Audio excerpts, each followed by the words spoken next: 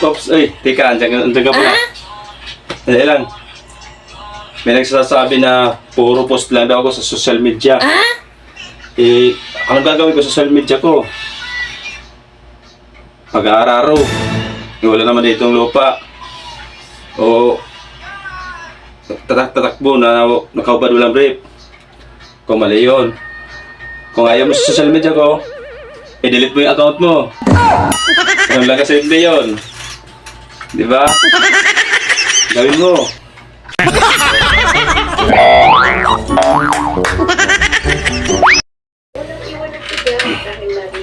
Ang swerte ng mga kabataan ngayon, may pamilk tea at burger pa sila habang nabuboring sila sa bahay nila.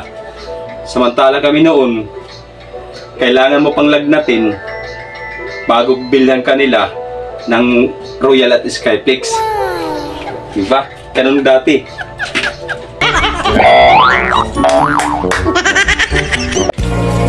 Lahat ng content ko, huwag mong seryosohin yun.